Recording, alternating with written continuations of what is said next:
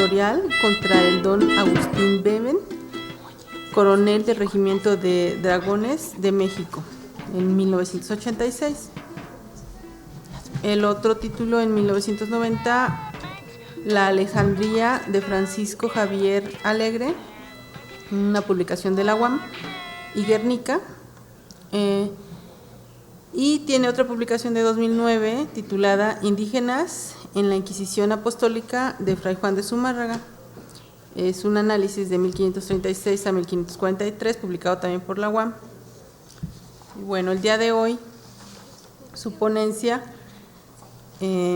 Erasmistas, reformadores de la modernidad, entre la transgresión y la renovación de la religiosidad. Pues démosle la bienvenida.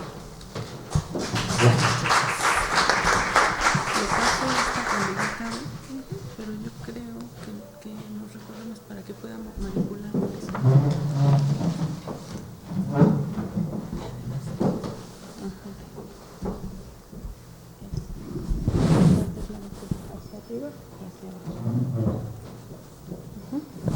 Con las fechas, nada más las fechas. Sí, porque con este va a ser un caos. ¿Por qué? Porque se pone loco. Ah, bueno, perfecto. Entonces está muy bien. No sé por qué, ya se puso aquí medio. A ver, es que ya lo apagaste y es que ya tiene aquí. Ya, perfecto. Bueno, buenas tardes, muchas gracias por todos los coorganizadores del coloquio, aquí a todos nuestros compañeros de CIA, la doctora Guadalupe, a todos los que siempre participan y siempre nos invitan, y pues muchas gracias a todos, y pues muchas gracias por la presencia de todo el mundo y al recinto, por el hermoso recinto que afortunadamente siempre nos prestan y que es hermoso, etcétera. Pues muchísimas gracias a todos. Bueno, ahora les voy a hablar sobre Erasmo de Róterdam, que bueno, es una figura que a lo mejor pues para muchos ya no es ni conocido siquiera, o muy poco conocida, o a lo mejor alguien lo ha oído, ¿no? A veces se oye sobre Erasmo, que hay un Erasmo de Róterdam, exacto, o a lo mejor que hay el Erasmus Mundi que da becas para los estudiantes o cosas así por el estilo.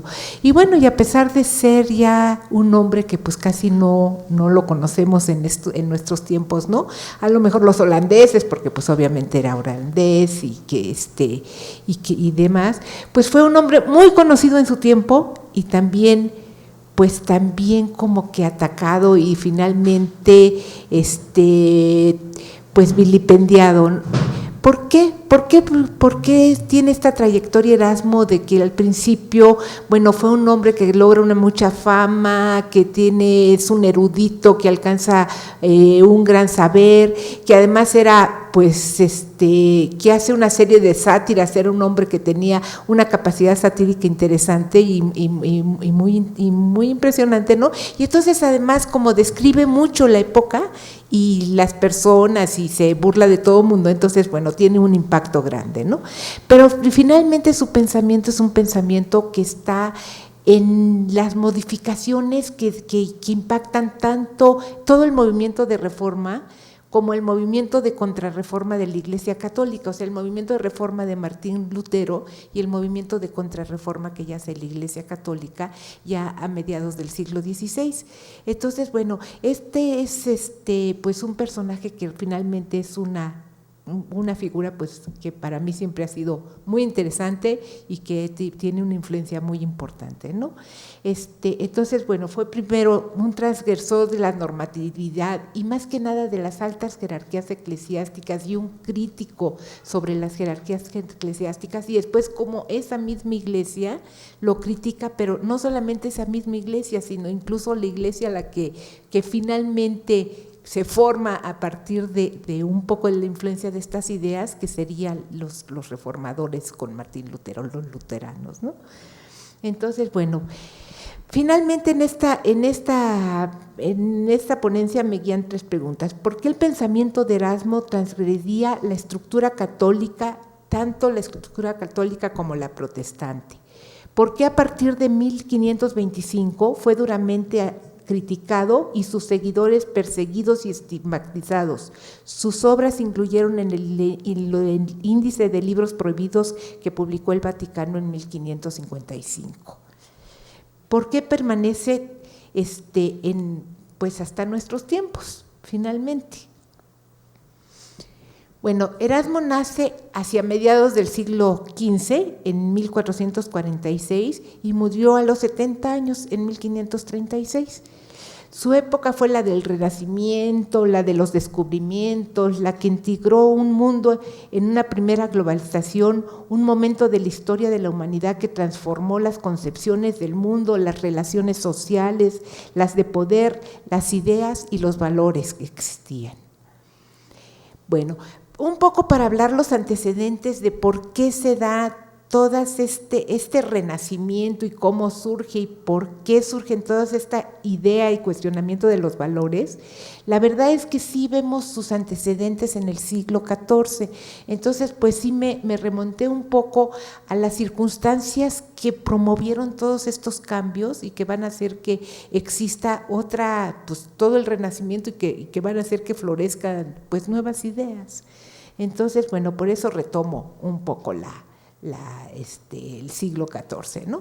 Bueno, el siglo XIV es un siglo pues muy interesante, pero realmente es un siglo de muchísimas desgracias. Entonces, en Europa parece que pues tanto en la realidad como en el imaginario, pues llegan los 4 jinetes del Apocalipsis, ¿no? Llega realmente el hambre, la enfermedad, la guerra, la muerte. Entonces, pues como si invadieran Europa, los 4 jinetes del Apocalipsis. Entonces, desde 1316-17 hay un problema de una hambruna terrible porque hay grandes tormentas, viene la escasez de los cultivos, los animales y las personas empiezan a morir, empiezan a enfermar, y entonces, bueno, hay una disminución de la población importante. Bueno, después de pasar por esto y que, bueno, pues ya se empieza a recomponer un poco la situación, hacia mediados del siglo llega la peste negra. Entonces, la peste negra pues empieza a hacer unos estragos increíbles, realmente impresionantes por toda Europa. Entonces empieza a extender desde Venecia y ya se empieza a recorrer hacia toda Europa y llega hasta el norte. Y entonces unos calculan que incluso, por ejemplo, en 1538 en Florencia murió mínimo la mitad de la población que la habitaba, y si no las 2/3 partes. Así es que fue una mortandad increíble, ¿no? En otros lugares que estaban un poco más alejados, como Inglaterra, mínimamente 1/4 de la población muere. Entonces, bueno, pues fue un azote terrible, y a partir de ese momento de que llega, desde 1438 y que se empieza a extender por toda Europa, después, aunque ya se controla hacia el 1470 y que ya empieza más o menos a que no se extienda tanto, volvía a surgir al cabo de algún tiempo, y hasta más o menos el siglo XVIII, hasta principios del XVIII, había como epidemias recurrentes, pero ya no con esta virulencia como la del siglo XIV. Bueno, desde luego que toda esta enfermedad pues es el tercer jinete del Apocalipsis, ¿no? Y desde luego que la muerte, ¿no? Entonces, bueno, pues todos estos jinetes andaban, ahora sí que un fantasma recorría Europa con todas estas desgracias, ¿no? Entonces, bueno, esto desde luego que trae un impacto grande en las gentes. ¿Por qué? Pues porque uno sabe que se puede morir en cualquier momento, ¿no? Entonces, bueno, cuando uno es como de esta conciencia, que es un poco lo que pasa cuando la Segunda Guerra Mundial o cuando las guerras mundiales, etcétera, y que es, digamos, un poco más cercano hacia nosotros, pues sí, como que hay esta necesidad de refugiarse en las creencias o de buscar alternativas, o por ejemplo después de la Segunda Guerra Mundial fue el existencialismo, ¿no? O sea, vivir la vida, pues si no, de todos modos me puedo morir en cualquier momento, etcétera. Entonces, bueno, hay diferentes respuestas. Entonces, desde luego que en ese siglo también la gente pues buscó estas diferentes respuestas, pues unos desde luego que se acercaron mucho más a la religiosidad y a llevar una vida y a tratar de buscar explicaciones y confortación en la religión, religiosidad, y otros desde luego a la sensualidad, pues como suele suceder, ¿no? Pues si total me voy a morir en cualquier momento, pues mejor disfruto lo que tengo de vida, ¿no? Entonces, bueno, hay como que estos dos polos y entonces pues da finalmente la oportunidad para moverse en esta situación. Y sin embargo, pues, ¿qué es lo que pasaba? Pues que finalmente, pues surgen corrientes como estas de los flagelantes, donde la gente pues empieza a decir, bueno, es que hay que castigar los pecados, no solamente los que hemos cometido, sino los de la sociedad, y entonces iban ahí en procesiones flagelándose y rezando a Dios para que perdonara los pecados, porque desde luego que lo veían como un castigo divino, ¿no? Como las plagas que habían llegado a Egipto. Entonces, pues empiezan a tener este tipo de comportamientos buscando una alternativa para que Dios no siga mandando tantas desgracias. Y bueno, sin embargo, pues la jerarquía eclesiástica, o sea, aunque hay algunos frailes y algunos conventos y algunos monasterios que dicen, no, pues de todos modos los curas también se mueren y en todas partes se muere la gente, ¿no? Entonces, bueno, empiezan a llevar una vida como mucho más pues apegada a la normatividad cristiana, pues la alta jerarquía pues realmente pues muchas veces no le importaba, o también pues ya empiezan a poner pues este tipo de alternativas, ¿no? Pues para ganarte el cielo, como si te puedes morir en cualquier momento, pero por tus pecados, pues bueno, pues aquí puedes comprar indulgencias, puedes comprar, te confiesas y pues ya, y entonces, bueno, este tipo de cosas. Entonces, desde luego que la jerarquía eclesiástica empezó a ser muy criticada en la época y empieza a tener una serie como de desvinculación fuerte con el resto de la sociedad, ¿no? Y bueno, existen todo este tipo de críticas que siempre se le habían hecho a la Iglesia y que finalmente es, bueno, ¿por qué siempre quieren obtener recursos materiales si se supone que ellos están encargados de la espiritualidad, ¿no? Entonces, bueno. Bueno, finalmente hay una serie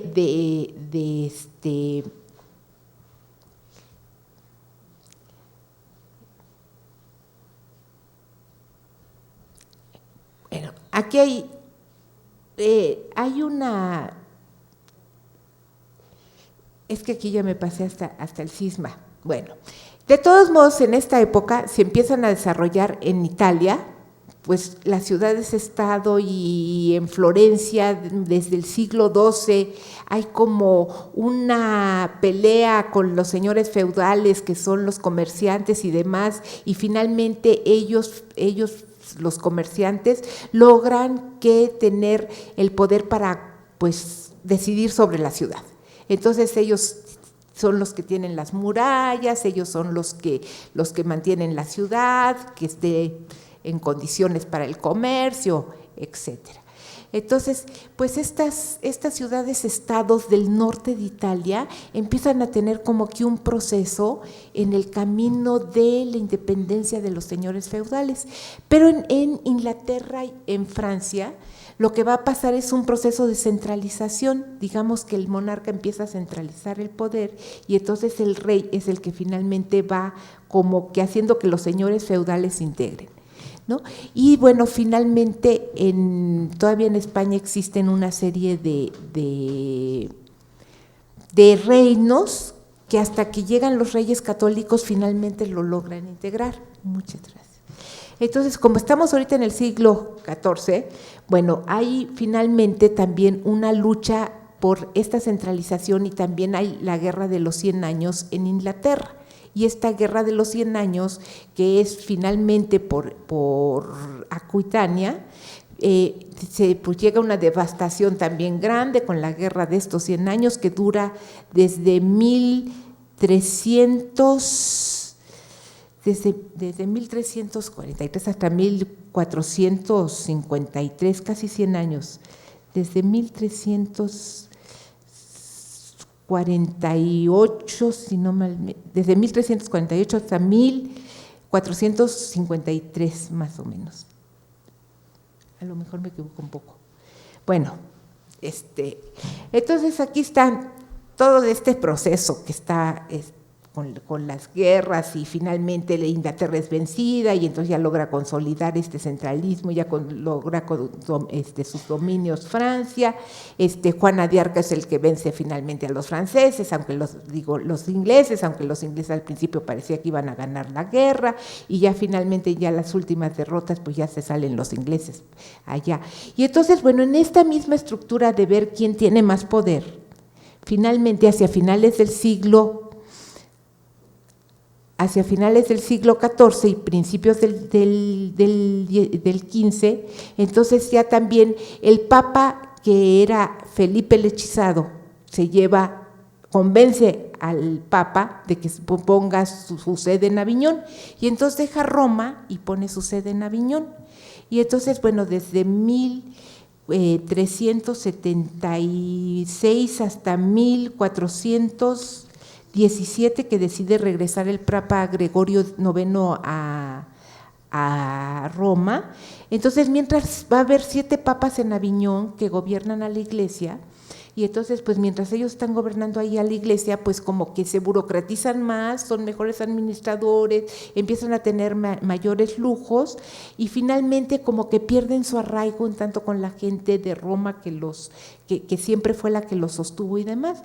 Entonces, bueno, cuando regresan a Roma, pues ellos ya habían perdido gran parte como de este arraigo y ya empieza a haber una serie de problemas. Cuando finalmente Gregorio regresa a Roma, ya dura muy poco tiempo, se muere, y entonces en el 1418 que sube su sucesor Urbano II, entonces dice, no, pues es que tenemos que reformar la Iglesia, y entonces empieza a hacer una serie y empieza a decir, bueno, pues vamos a reformar la Iglesia, y empieza a denunciar a los cardenales públicamente, los que tenían más dinero y los que tenían tratos para vender puestos y etcétera, etcétera. Y desde luego que los cardenales no se lo perdonan, ¿no?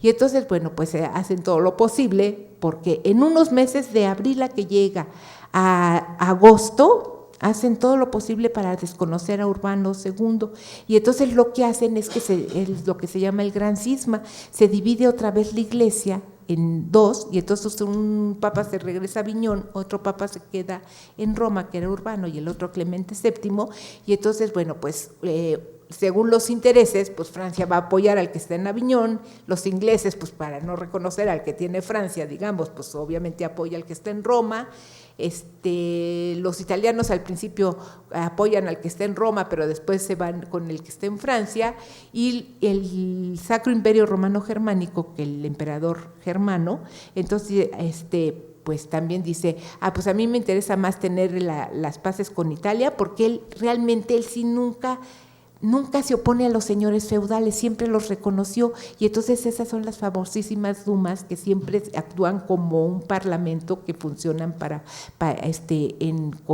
concordando con el emperador, ¿no? El emperador era como un primus inter pares entre toda la nobleza de los señores feudales que estaban en Germania. Entonces, pues finalmente ya el emperador de Germano es el que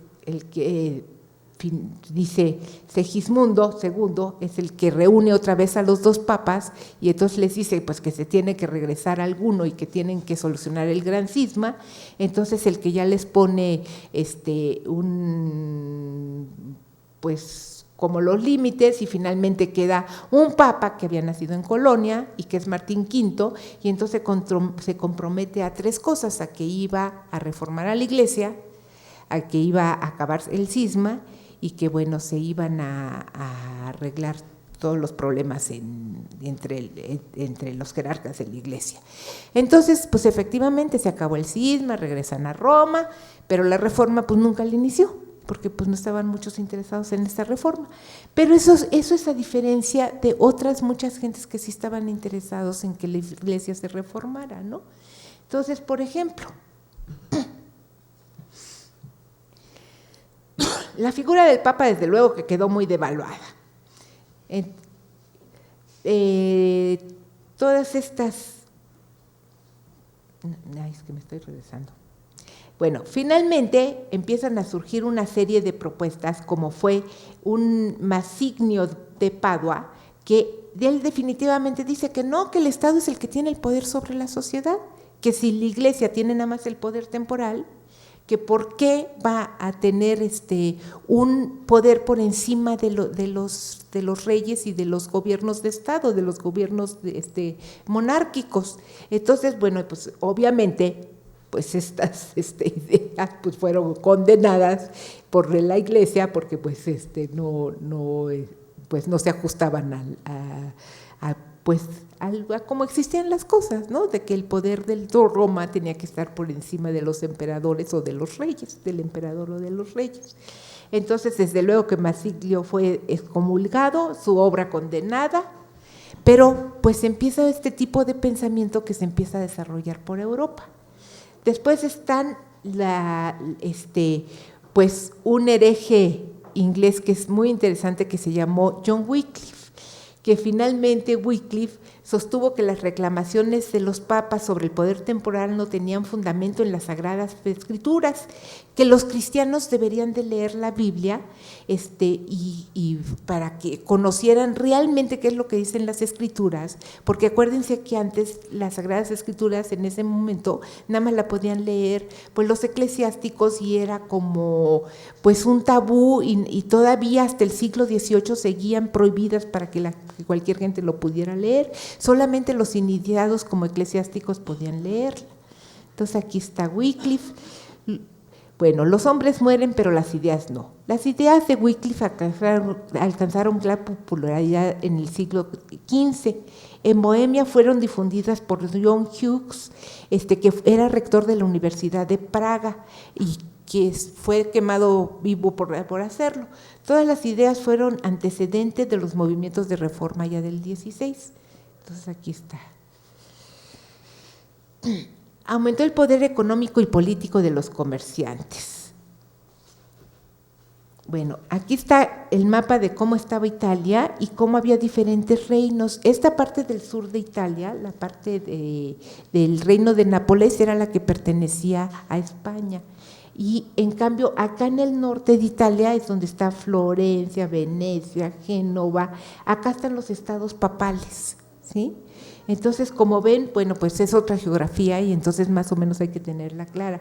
Génova y cómo las ciudades más pequeñas o comunidades, ciudades, estados, incluso se hacían llamar ellos, se van integrando a una de las más grandes.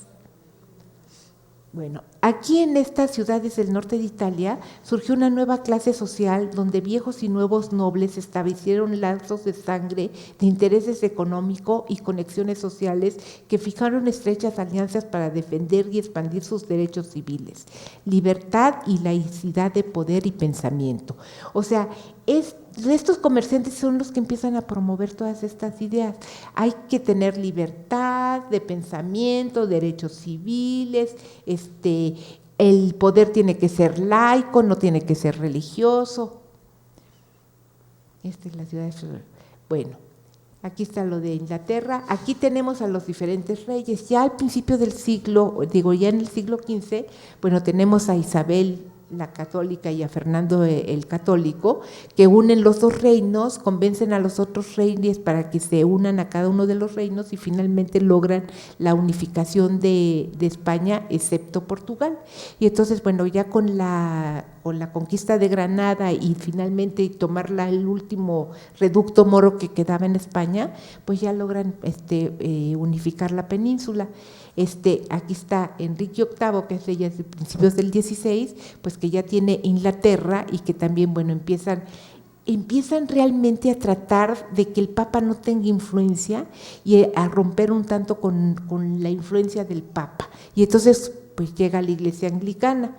Después tenemos a Francisco I de Francia, que bueno, como tenía todo este problema con lo de Aviñón y que finalmente se van a Roma, pues digamos que él es el que tiene menos menos libertad respecto a los estados papales, porque finalmente los reyes católicos logran que el papa les dé lo que se llama el patronato real, y entonces con el patronato real ellos pueden quitar y poner obispos y quitar y poner cardenales, y entonces eso le da una independencia muy particular a España. Inglaterra se había independizado, Francia, bueno, tiene que estar sumiso al papa, pero pues tiene una serie de problemas con el papa de Roma, y después está el emperador Maximiliano I del Sacro Imperio Romano Germánico, que es el padre de Felipe el Hermoso de Augsburgo y abuelo de Carlos V.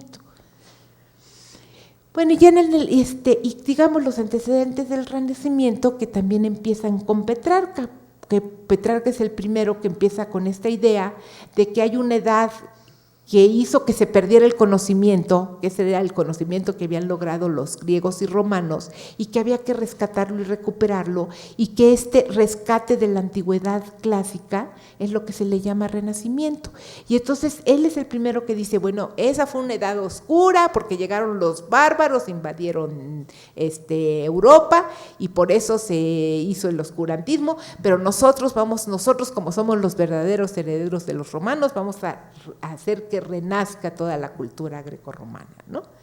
Entonces, bueno, pues finalmente el Renacimiento pues trae todas estas ideas del individualismo, del antropocentrismo, de la idea de tratar de conocer, etcétera.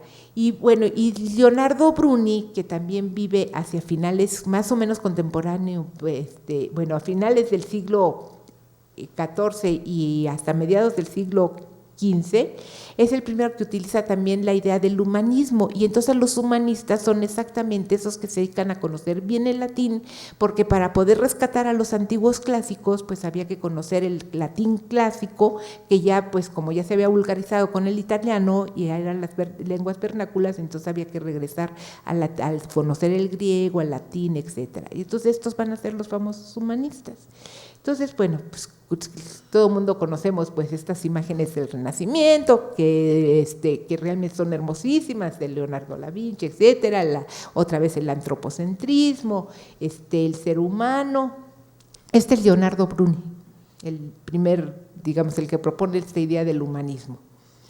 Bueno, también hacia mediados del siglo XV cae Constantinopla, y esto también tiene un efecto interesante porque finalmente los que tenían textos en griego en Constantinopla se los llevan a Occidente y entonces los llevan a Roma, y entonces ahí es donde en la Biblioteca del Vaticano pueden resguardar una serie de textos que se habían traído de Constantinopla y que se habían perdido para Occidente de los griegos y de los romanos. Entonces, bueno, esta es la caída de Constantinopla a mediados, en manos de los turcos, ¿no? A mediados del siglo XV.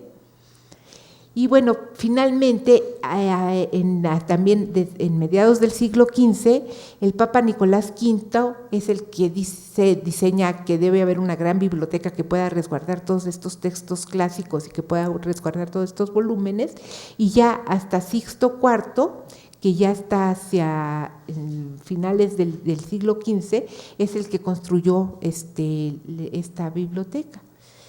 En Italia los temas seculares y paganos fueron motivos, bueno, los motivos grecorromanos fueron como que un tema muy específico y muy recurrido en el Renacimiento italiano. Y esto vamos a ver la diferencia incluso con la forma de concebir el Renacimiento que van a tener en el norte. Esta es la Biblioteca del Vaticano, ¿no? Con miles de volúmenes. Entonces, bueno, los temas clásicos de la pintura del Renacimiento italiano, que son muy recurridos, y a todas estas, pues no sé, las metamorfosis de Ovidio o todas estas imágenes que surgen, pues ellos les dan su propia interpretación pictórica, ¿no? Entonces, pues por eso vemos a muchas vírgenes y demás con vestidura renacentista, porque finalmente pues no se ajusta a la época en que al siglo I de Cristo, ¿no? Pero en cambio en el norte el Renacimiento va a tener otra característica, más bien se regresa a los primeros cristianos y a los textos bíblicos. Entonces lo que tratan de ver es qué es lo que decían las Sagradas Escrituras y cómo interpretar y redescubrir lo que realmente había estado vetado y que nada más podían conocer los eclesiásticos y más o menos pues de alto nivel, pues que no se conocían ya, y que finalmente pues quedaba lo que dijera pues el párroco o el cura en lo que decía la Biblia, ¿no? Entonces, bueno, cómo sus temas van a ser mucho más ligados a la religión, a la ética, y desde luego que en todo esto lo que vemos es cómo la forma de concebir al ser humano, fíjense las pinturas de aquí y las que tenemos de cuando está la peste, pues aquí sí tienen las gentes pues características como proporcionales y de expresiones y todo, pues mucho. En cambio los otros no importaba, lo que estaban expresando era una idea, y acá sí importaba la forma, sí importaba que expresaran realmente cómo era el ser humano, ¿no? Entonces esto también, bueno, en España también hay un movimiento reformador y que empieza antes que cualquier reforma y que esta la lleva a cabo Francisco Jiménez de Cisneros, que era el confesor de Isabel la Católica, y entonces Francisco Jiménez de Cisneros es un hombre muy importante que también está imbuido del humanismo y del renacentismo. Entonces él también dice, pues bueno, finalmente la reina Isabel le encarga, ella pide permiso para hacer una reforma de la iglesia en España. Y entonces le encarga a Jiménez de Cisneros que haga la reforma. Ya de todos modos lo hace arzobispo de Toledo. Entonces lo primerito que hace Jiménez de Cisneros dice, no, pues para reformar a todos los cardenales, obispos, entonces hace un convento ahí junto a la catedral de Toledo, dice, para que todos se vengan aquí y bueno, pues ya vamos a ver que sigan la vida cristiana, que estén, que se comporten de acuerdo a todos los preceptos cristianos, etcétera. Y desde luego que no llegaron, y desde luego que le empezaron a hacer la vida de cuadritos, y desde luego que no, pues que no se fueron a vivir ahí, se quedó vacío el monasterio. Entonces dice, bueno, ¿y ahora cómo le hago para reformar al clero español? No, pues si no sabe ni la Biblia, no sabe nada y demás. Entonces él lo que primero se le ocurre, dice, bueno, ¿cómo van a poder leer la Biblia si no tienen acceso a los textos? Entonces reúne a una serie de sabios para que se reúnan allí en Toledo, y bueno, en Alcalá de Henares, y convoca a muchos de los que Alcalá de Henares, para que empiecen una Biblia políglota. Entonces la Biblia políglota de Cisneros pues es muy importante, porque entonces rescata los textos griegos, los textos hebreos, los textos del latín, y hace una traducción, digamos, vulgar, y entonces pues ya del caldeo inclusive, y entonces publica con todos los textos la Biblia políglota. Entonces realmente es un trabajo enorme, desde luego que estaban los sabios ahí trabajando, ¿no? Y ya después hace una edición muy, muy bonita, es Toledo, que tenía, la Biblia políglota se estructuró en 6 volúmenes. Los primeros 4 contenían el Antiguo Testamento, los textos en hebreo, latín, vulgar y griego en la versión de los 70s. Se supone que la versión más allegada a lo que debían ser los textos, ¿no? Que se supone que eran los 70 sabios del siglo IV. El volumen 5 recogió el Nuevo Testamento en griego y en latín vulgar con un diccionario griego-latino. El volumen 6 contiene un vocabulario hebreo caldeo con explicaciones latinas de cada uno de los términos. Es de la edición que utilizó Jiménez de Cisneros. El Renacimiento en los países nórdicos fue orientado por la ética y la actitud moral de la sociedad. En España también, pero dirigido desde el poder central. En ambos espacios la actitud fue la de regresar a los valores originales de la sociedad cristiana y clásica. Aquí está pues más expresiones con lo que concuerda más con la idea nórdica de lo que es el Renacimiento, porque el Renacimiento es propiamente de saber qué es lo que dicen las Sagradas Escrituras. En tanto, el mundo se globalizó a iniciativas exploradoras de los ibéricos, tanto de los portugueses como de los españoles, y la religión se expandió en medio del racionalismo renacentista. El poder civil se sobrepuso en espacios nacionales al religioso y los valores de vida placentera al suplicio medieval. Bueno, para darnos cuenta, nada más esto es para comparar más o menos las ideas que había antes en el medievo, porque desde luego que los griegos sí tenían una idea de un mundo terráqueo redondo, que estaba sostenido por unos elefantes y arriba de una tortuga y arriba pues estaba la tierra, que además se dividía en 3 partes, ¿no? Que estaba Asia, que era la más grande arriba, en medio Jerusalén y abajo Europa y África. Y entonces era como un círculo. Entonces por eso Jerusalén era como que tan importante, se suponía que allí era donde iba a regresar, pues la ciudad de Dios, donde iba a regresar Cristo a hacer el juicio final, porque además estaba en medio del mundo, ¿no? Y entonces toda la concepción era así, tripartita. O sea, todo era 3, la Trinidad, el mundo dividido en 3, etcétera. Por eso cuando llegan a América, pues no podían creer que fuera otra cosa, ¿no? Entonces, bueno, Enrique el Navegante, que es el que empieza a Ceuta las expediciones y que finalmente pasa a Ceuta, Cristóbal Colón, todas las expediciones de cómo van avanzando a lo largo de todo el siglo XIV, XV y XVI, las expediciones ya de también los españoles, la Calavera, que fue un invento nuevo porque era un barco mucho más chiquito que les permitía tener más estabilidad y para poder cruzar, hacer viajes transatlánticos, ahora sí que por el mar más tiempo. Y el Renacimiento trajo el conocimiento de la imprenta, ¿no? También es a mediados del siglo XIV, 1445, 46, publica Gutenberg la primera Biblia. Y entonces, bueno, que esto fue como la revolución informática para nosotros, las computadoras, ¿no? Porque pues antes solamente el que tenía acceso en un monasterio y podía ver los manuscritos y podía tener acceso a los manuscritos, pues podía estar en este mundo. Entonces ya con la imprenta pues empieza a difundir y entonces pues es como las computadoras para nosotros realmente. El mundo redondo y la libertad también. La invención fue fundamento nuevo en la libertad basada en la razón y el humanismo social. No es raro que tan revolucionario invento fuera uno de los oficios que practicara el personaje central de esta conferencia, Erasmo de Róterdam, quien trabajó en una imprenta cuando vivió en Italia entre 1506 y 1509.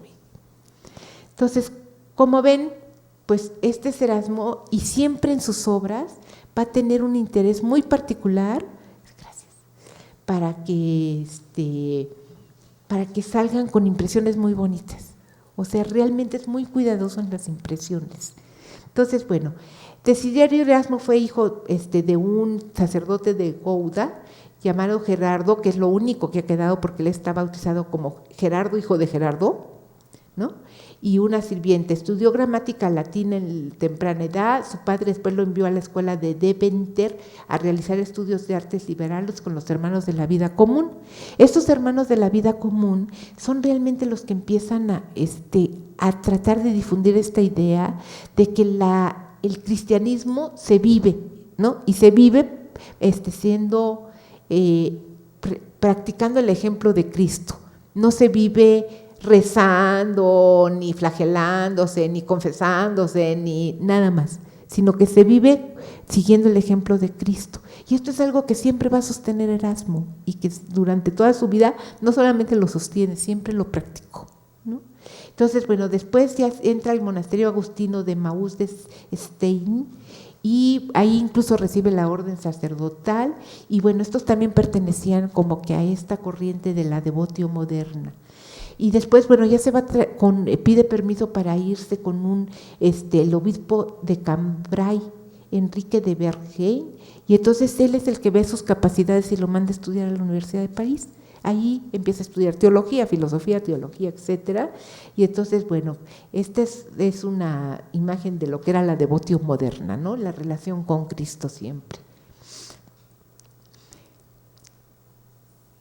Bueno, cuando ya finalmente, bueno, pues ya ahí conoce a una serie de personajes y después hace un viaje a Londres a finales del siglo XV y a principios del XVI, en el 1499, y entonces va a la Universidad de Oxford y allí escucha a un profesor que se llamaba John Colet, y entonces allí con este profesor pues empieza a ver su interpretación de San Pablo, le atrae mucho lo que está mencionando, entonces empieza a dar clases de teología en la universidad. Incluso lo invitan a que ya llegue a Queen College a que le dé clases a los nobles, pero él rechaza. Él dice que no se quiere quedar ahí. Y entonces, bueno, pues ya se decidir. Se va a Italia, igual pues también logra el doctorado en teología en Turín. Finalmente también ahí lo invitan a quedarse, a dar clases de teología y demás, pero él dice que con lo que él gana en la imprenta le es más que suficiente, que él no necesita más, ¿no? Bueno, finalmente también, desde que estaba en Inglaterra empieza a escribir esta obra tan importante de los adagios, que empieza a sacar como que citas textuales de clásicos latinos y romanos. Y entonces son como frases y aparte comentadas. Ya después las fue enriqueciendo incluso con citas de las Sagradas Escrituras. Bueno, finalmente ya sale de Italia y ahí es cuando escribe el Elogio de la Locura. El Elogio de la Locura es realmente interesantísimo, bueno, que a mí me gusta mucho, y fíjense cómo ven, incluso él siempre busca imágenes que estén a un lado y que puedan como que dar muestra de lo que es. Este libro es, digamos, Moira, que es la palabra que él utiliza en latín para decir que es el elogio a esta diosa, la Moira, la podríamos traducir más que como necedad, porque en muchas traducciones está como soy la necedad, etcétera, como la insensatez, ¿no? Entonces dice que la insensatez gobierna a todos los mortales y que hacen unas barbaridades y medias porque después son insensatos, y que entonces que desde los reyes, los papas, a todo mundo, y finalmente hace una descripción de su época muy interesante, porque entonces, por ejemplo, critica a los maestros de cómo maltratan a los niños, y entonces estamos viendo, bueno, pues cómo era la educación en su tiempo, y hace una crítica de los sacerdotes, hace una crítica de los teólogos, de los filósofos, de los obispos y hasta del Papa, ¿no? Entonces, bueno, todo mundo, ahora sí que con todo mundo que podía haber, critica a todo mundo. Desde luego que los teólogos principalmente, pues no se lo perdonan, ¿no? No se lo perdonaron nunca. Entonces, bueno, pues le crea mucha fama, ya también Erasmo era conocido como un clasicista muy importante. Él cuando regresa de Italia se va otra vez a Londres, y entonces ahí en Londres hace su edición del Nuevo Testamento, y entonces muy cuidada y todo, con una edición también muy bonita, y después ya se va a Flandes otra vez para editarla, y ahí es donde edita su Biblia del Nuevo Testamento. Para esto, mientras Francisco Jiménez de Cisneros estaba trabajando en su Biblia, y entonces invita a Erasmo para que vaya, porque finalmente la Biblia de Erasmo sale un poco antes que la de Jiménez de Cisneros. Y entonces ya estaba en imprenta la de Jiménez de Cisneros, sale un año después, y pues como el que le ganó, ¿no? Erasmo. Bueno, invita a Erasmo Jiménez. Y pues como que él dice, ay, no, que voy a España. Y total que nunca acepta la invitación. Pero bueno, siempre es interesante cómo había gentes trabajando al mismo tiempo en esta idea, ¿no? Y bueno, finalmente ya pues empieza a tener pues mucha difusión sus ideas y todo, y entonces escribe también El Caballero Cristiano, y por qué es importante leer la Biblia, y por qué no necesita interpretaciones, y por qué todo el mundo se puede acercar, porque para conocer la vida de Cristo, y qué es lo que decía Cristo, lo que hay que leer es pues los textos originales, no lo que dice el cura, ni lo que dice el obispo, ni lo que dice el Papa inclusive, sino lo que dicen los textos originales. ¿A poco vas a saber más un obispo o el Papa que el texto original? Pues si el texto original es el que trae lo que decía Jesús, ¿no? Entonces eso es lo que propone.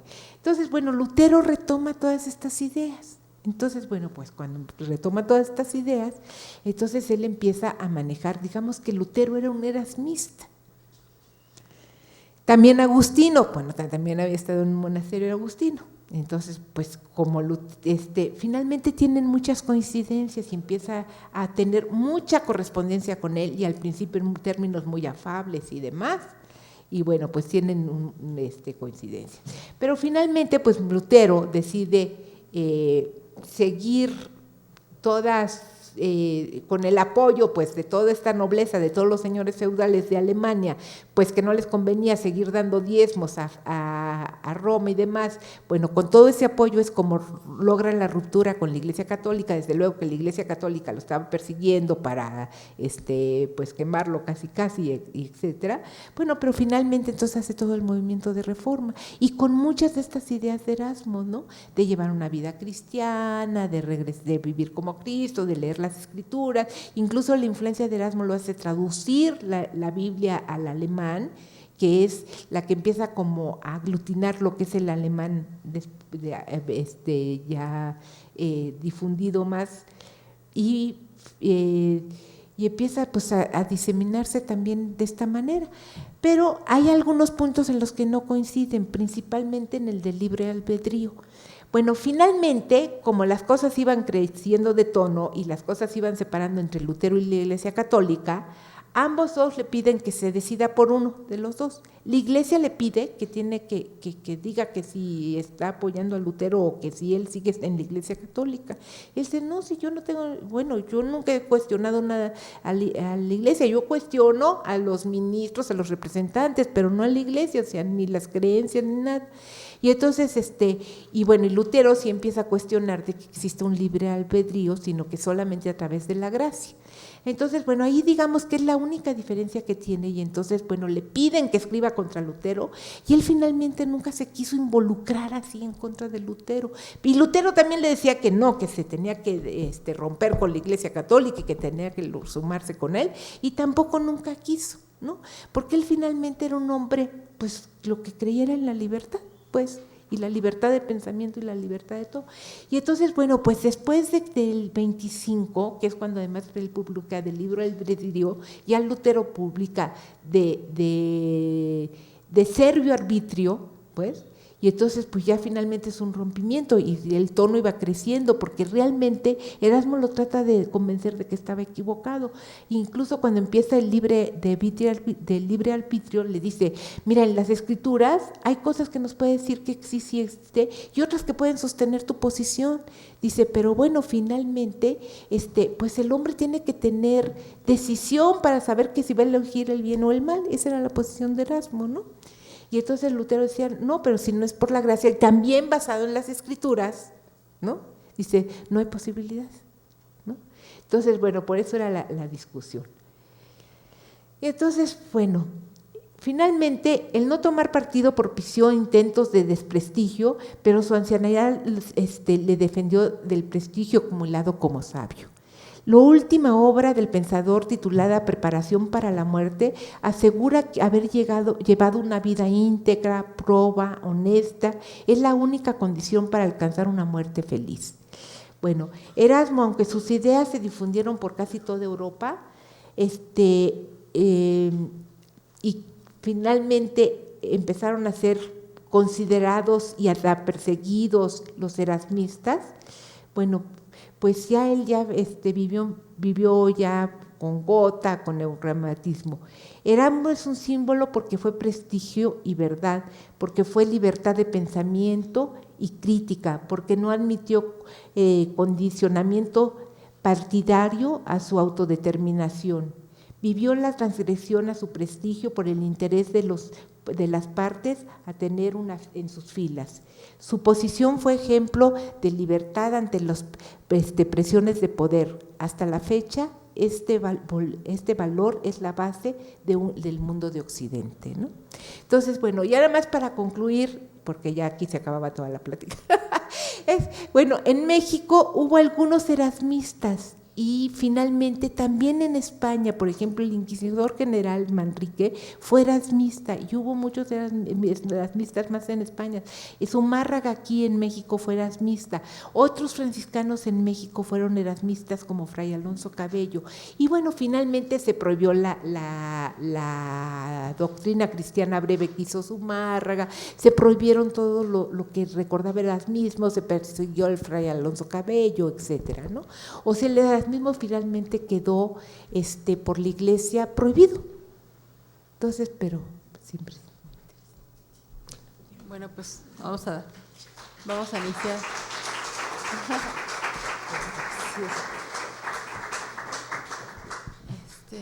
Iniciamos con las